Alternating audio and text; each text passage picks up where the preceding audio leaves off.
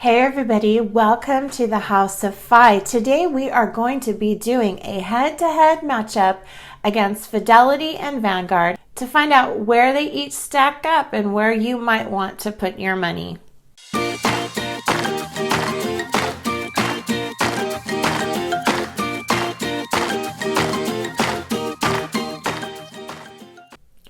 Welcome back and welcome to the House of Fi. And if you are new here, welcome to our house. My name is Wendy and I'm one half of the House of Fi podcast, where our goal is to help moms and dads, families on the road to financial independence. We want to help you dump debt, build wealth, and find joy as you are journeying on this road to financial independence. Today, as I said, we're talking about Vanguard versus Fidelity and figuring out where each one matches up, and to figure out, we hear all this stuff about VTSAX and Vanguard, and is that where we need to be putting our money? I don't know. We'll see. Let's see where each one matches up. All right, we're going to start with annual fees. Fidelity has none and Vanguard has a $20 fee. So on that matchup, Fidelity wins. Now we're going to look at trading fees depending on what type of fund we're looking at. So the first one that we're going to look at is stocks. And for Fidelity, there is zero fee. And for Vanguard, there is zero as long as you do it online. If you do it over the phone with a person, it is $25 up to $1 million. Next, we're looking at trading fee options. For Fidelity and Vanguard, it is zero, and then for Fidelity, it is 65 cents per option contract, and Vanguard, it is $1 per option contract. So there, the winner is Fidelity. For trading fees for ETFs, at Fidelity, it is zero. At Vanguard, it is zero if it is done online, and $25 if it is done over the phone, up to $1 million. Again, the winner there is Fidelity. Next, we're going to take a look at mutual funds. At Fidelity, it is zero. At Vanguard, it is zero if it is their fund. If it is not, it is zero if it's done online. There is a tiered fee structure if it's done over the phone, depending on the amount. The fee is around $40 to $50. Next, we're going to take a look at customer service. At Fidelity, it's 24/7. At Vanguard, it is from 8 to 8 Eastern Standard Time. I have not used Fidelity's customer service. I have used Vanguard's customer service and they have been excellent, but it is a little inconvenient sometimes when you can't reach somebody on the weekends or on the evening when that's when you're working on your account. So there, the winner is Fidelity. And in the area of branches, Fidelity also has some brick and mortar branches depending on where you live, and Vanguard does not have any. So there, the winner again is Fidelity. Now, both companies have financial advisors. With Vanguard, it's for accounts over $50,000. And for Fidelity, after you have reached $25,000, you can have kind of a hybrid, which is a robo-advisor / then a person. And then for an actual advisor assigned to you, it's for balances over $50,000. Now, for your initial investment at Fidelity, you can get started with zero. Now, at Vanguard, for mutual funds, it's $3,000. And then as far as checking accounts, Vanguard does not offer a checking account and Fidelity does. There, the winner is Fidelity. Now, this one is just my personal opinion. This is the platforms and ease of use. Vanguard has an online platform, but for me, it's not intuitive to use, and I find myself repeatedly unable to figure out how to do a transaction, and then having to play with it and figure it out. So their platform's a little clunky to me.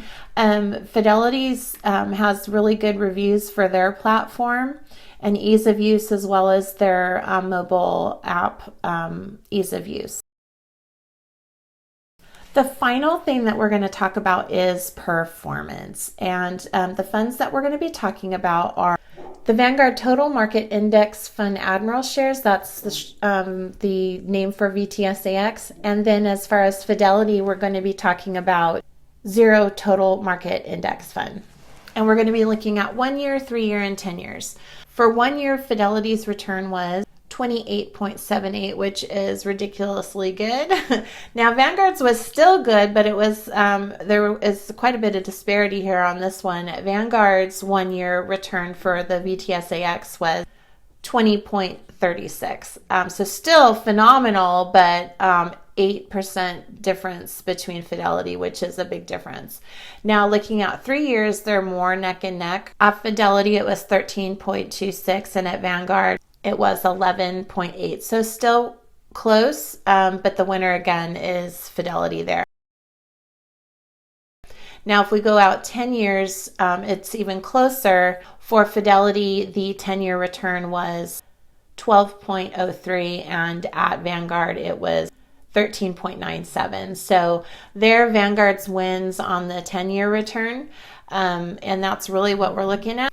Because what we are concerned about is the long-term returns. So there, the 10-year returns go to Vanguard, but not by much. I mean, almost 14% versus just about 13%. That's still amazing returns for a 10-year period.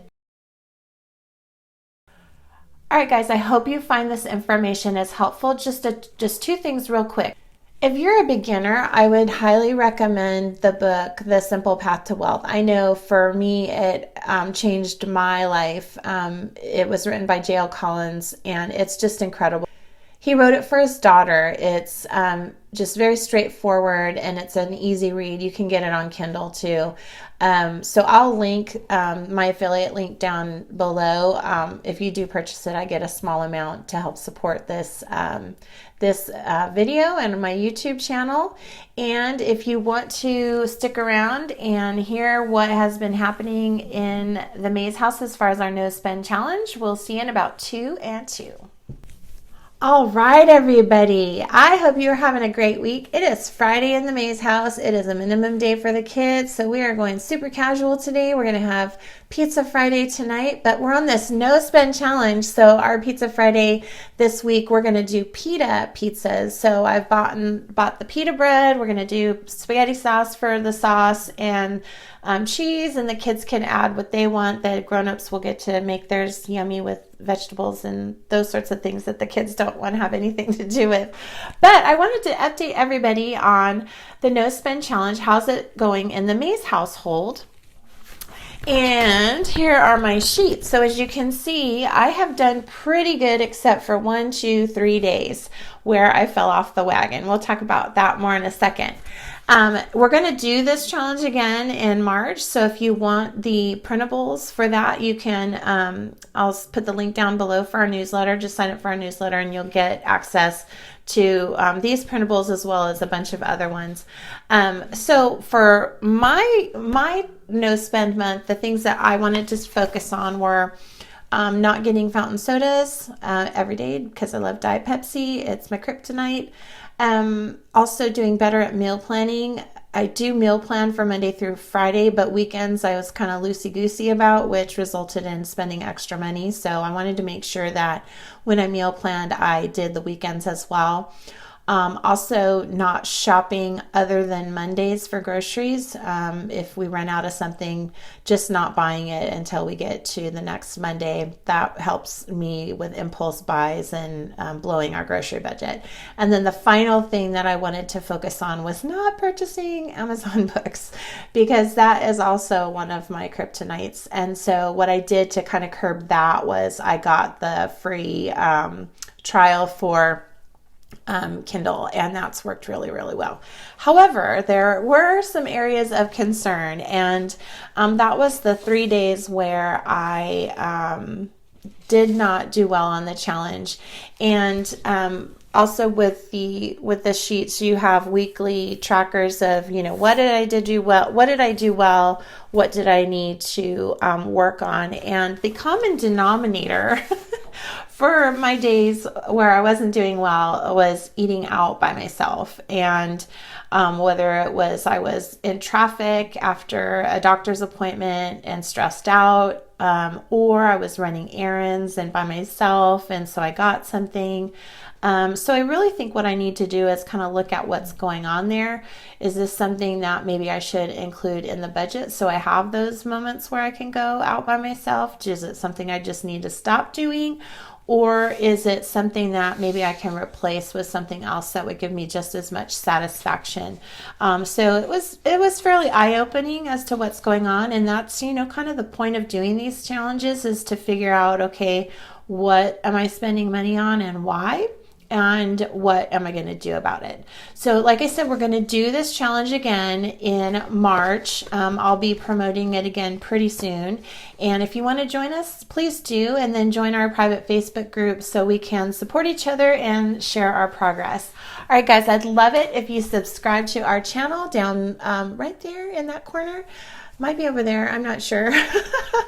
But subscribe to our channel and ring that bell so you get notifications of when we have a new video out. And we will see you back here next week. Next week, we're going to be talking about sinking funds, what they are, why they're important, and which kind of funds should you have. All right, guys, take care. We'll see you. Bye.